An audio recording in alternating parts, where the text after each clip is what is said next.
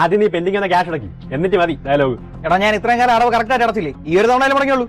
ആദ്യം ഒരടവ് മുടക്കും, പിന്നെ ശീലമാക്കും. അവസാനം അടയ്ക്കാൻ പറ്റാതെ നീയൊക്കെ അങ്ങോട്ടെങ്കിലും മുങ്ങേ ചെയ്യും. ഞാനേ ഇത് കുറെ കണ്ടാണ്. എടാ ഞാൻ ഒരിടത്തും പോകാൻ പോണില്ല, ഇവിടെ തന്നെ കാണും. അമ്മ ചുമ്മാ ഇരിക്കുമ്പോ ഇത് അവന്മാരുടെ സ്ഥിരം പരിപാടിയാ. ഒരടവ് മുടങ്ങാൻ തന്നെ വീട്ടിൽ കയറി വന്ന് അവന്മാരുടെ ഷോ കാണിക്കല്.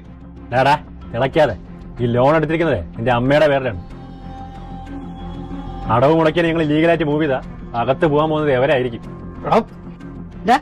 നീ ഒന്ന് അകത്ത് പോ, അകത്ത് പോവാൻ. നിങ്ങളിപ്പോ പൊയ്ക്കോ, ഞങ്ങൾ എത്രയും പെട്ടെന്ന് അടച്ചോളാം. ഒരാഴ്ച സമയം തരും, പക്ഷെ ഇത് അവസാനത്തെയാണ്, അത് മറക്കണ്ട.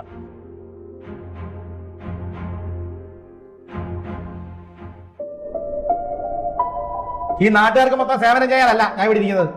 അല്ല നീ ആർക്ക് വെച്ചിട്ട് കസ്റ്റമേഴ്സിന് എക്സ്ട്രാ കൊടുക്കുന്നത്? സർ ഞാനിത് നാളെ തന്നെ ക്ലിയർ ചെയ്യാം.